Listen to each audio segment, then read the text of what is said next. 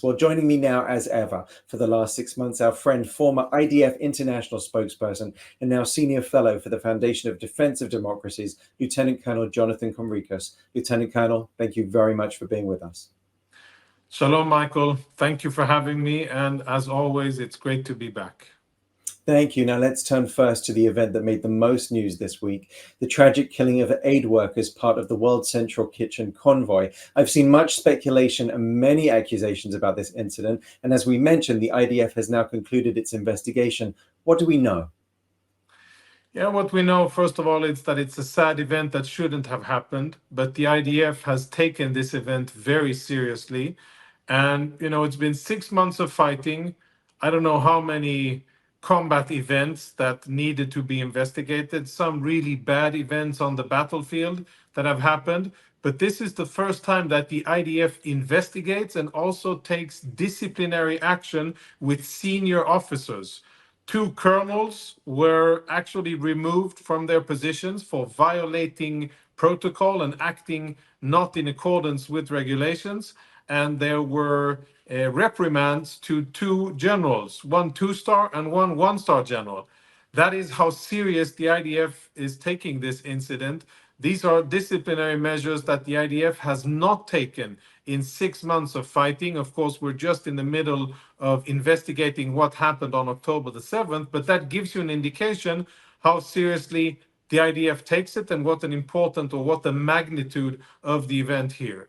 It was a mistake. Israeli officers and fire officers, they mistook the convoy for terrorists, attacked them, not according to protocol, and that is what led to this sad situation. My condolences, just like the chief of staff and the prime minister and many others.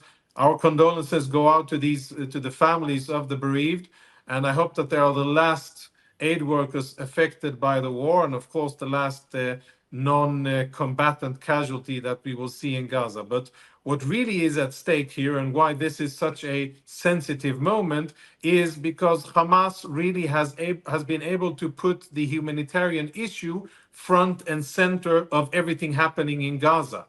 And while Hamas, are stealing humanitarian aid or blocking it from getting to those who need it, and what's actually happening now in Gaza regarding aid is quite tremendous. Israel, together with international stakeholders, is flooding the Gaza Strip with humanitarian aid, specifically food, medicine, and water. But not only that, there's about 300 truckloads of aid coming into Gaza every day. And I think that we will see the number rise as the days go by. And I'm sure that many people aren't aware of it because this isn't mentioned in international media. There are 4 terrestrial crossings where aid is being delivered from Israel and Egypt to Gaza. Rafah from Egypt, Kerem Shalom from Israel, the Gaza crossing, the new one that Israel built a few weeks ago in the northern part, and then newly opened Erez. So there's 4 crossings where Israel and Egypt provide humanitarian aid. And in addition to that, there's aid being delivered via the sea towards a temporary pier that is being built in Gaza City. And there's also aid being dropped from the sky, parachuted by the US, the Egyptians, Jordanians, and a few other countries that have been delivering aid on the ground. The challenge is, and as it has been over many months, isn't getting aid to the Gaza Strip. The challenge is, once it's inside the Gaza Strip, how is it distributed to the people who need it, the intended end recipients of it? And here the problem is that Hamas stockpiles and steals a lot of the humanitarian aid. I don't have specific numbers, but a lot of the aid is simply taken to Hamas fighters and to Hamas cronies and their families. And then we also have a challenge with the distribution mechanism of UNRWA.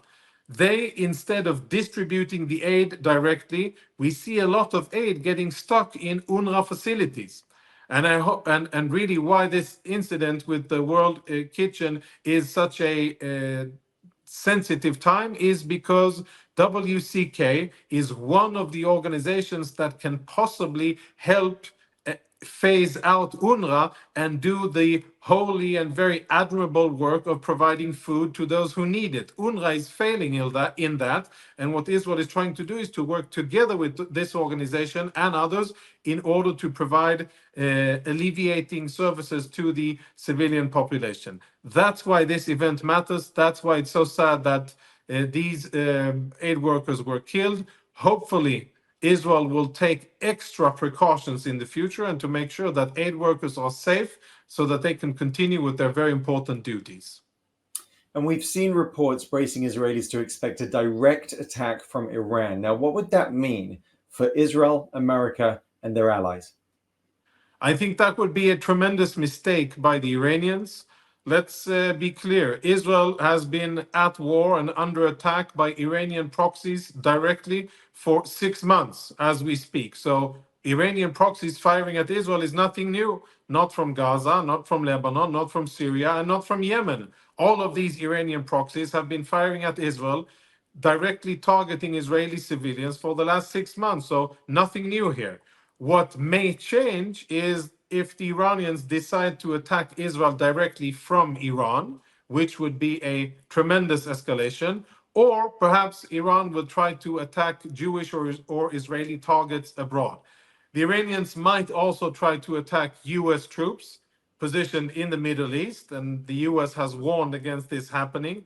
I don't know how impressed the Iranians are with US warnings, but I think that if the Iranians attack Israel directly, that would be a tremendous mistake on their behalf, because then Israel would be even more justified. We are justified already to retaliate against Iran, in my mind, because we are being attacked by Iranian proxies who are funded by Iran and provided with Iranian weapons, specifically in order to attack Israel.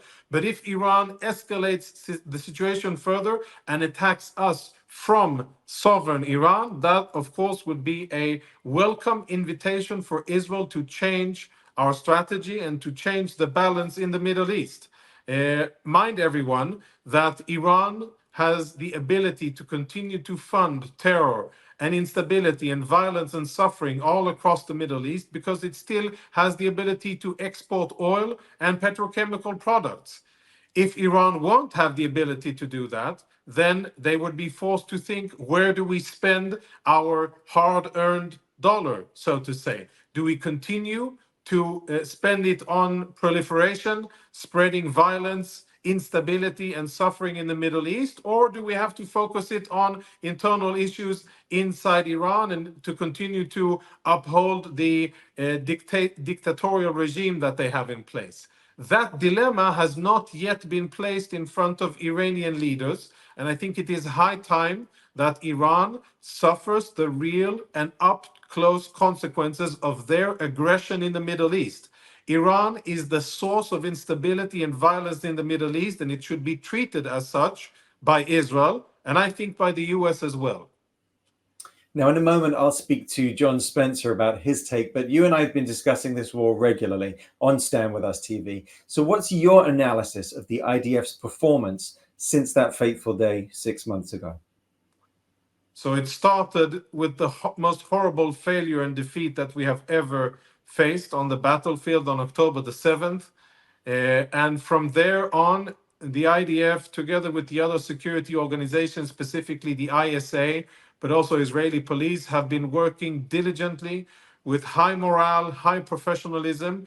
And I think what we have now, after 6 months of fighting, is a strain of tactical achievements, of dismantling most, not all, but most of Hamas's military infrastructure in Gaza, killing the majority of their combatants, killing a lot of senior combatants, not enough, but a lot of senior Hamas military leaders have been taken off the battlefield. These are good achievements. Also, the ability to suppress enemy fire. And if you look at the amount of rockets being fired at Israel from October 7 until today, we are at a bare minimum of maybe a rocket or two a day per day fired with no significant effect. And that is thanks to the IDF's ability to be there and to suppress fire. There are tactical achievements, and there's still a lot of work that needs to be done to go into Rafah, to take out the remaining Hamas units there, and to cut the tunnels that Hamas is in Rafah is an absolute must in order to achieve basic control over the Gaza Strip and to make sure that Hamas won't be able to rebuild the moment we move out of Gaza. That's clear.